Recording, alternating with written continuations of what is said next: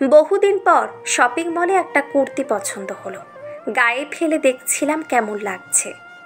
মেয়ে রায় প্রচণ্ড বিরক্ত হয়ে পড়ল, উফ মা, তোমায় এরম কুর্তিতে মানায় নাকি? মোটা লাগছে।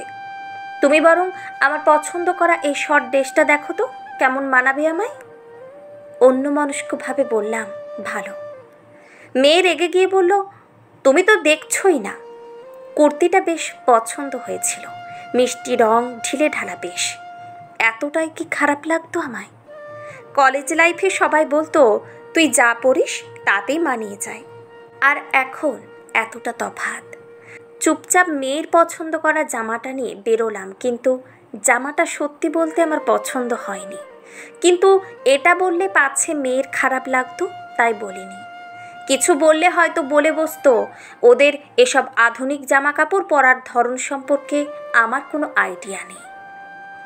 একটা সময় ছিপছিপে মেয়ের মতো রোগা পাতলা চেহারা আমারও ছিল। সব ধরনের পোশাক পরতাম তখন। তারপর এক সময় মেয়ে হলো, পাতলা পেটে সন্তানের জায়গা দিতে গিয়ে তা প্রশস্ত হলো। ওজন বাড়ল, আর চেহারার আদল অনেকখানি বদলে গেল। ভেবেছিলাম যোগা করে ডায়েট করে ওজন কমাবো, কিন্তু সংসারের চাপে তার হয়ে ওঠেনি। নিজের দিকে তাকানোর সময় পাইনি সন্তানকে ভালো করে মানুষ করতে গিয়ে। আজ সেই মেয়ে বলে বন্ধুদের মাকে দেখিয়ে, দেখেছো কত স্লিম। অথচ সব পরিবারে সাংসারিক পরিস্থিতি যে এক হয় না তা বোঝেনি মেয়ে। মেয়ের সাথে আস্তে হেঁটে গেলে মেয়ে বলে, ও মা, একটু জোরেও তো হাঁটতে পারো। ওকে কি করে বোঝায়? সিজারের পর কোমরের একটা যন্ত্রণা শুরু হয়েছিল, তা আজও ভুগিয়ে চলেছে আমায়।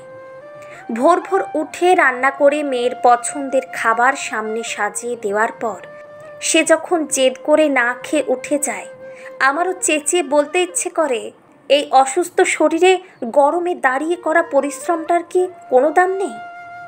কিন্তু বলতে পারি না।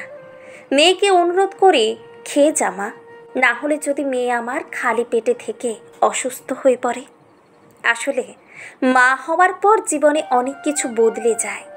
বিসর্জন দিতে হয় অনেক শখ, আহ্লাদ, স্বপ্ন, যা ছেলেমেয়েরা একটু ভেবে দেখলেই বুঝতে পারবে, কিন্তু তাদের এত সময় নেই। মায়েদের অনেক ত্যাগের বিনিময়ে আমরা ভালো আছি, এটুকু মনে রাখা আমাদের কর্তব্য। আর যাদের জন্য আমরা ভালো আছি তাদের ভালো রাখার শখ পূরণের দায়িত্ব আমাদের ভুলে গেলে চলবে না।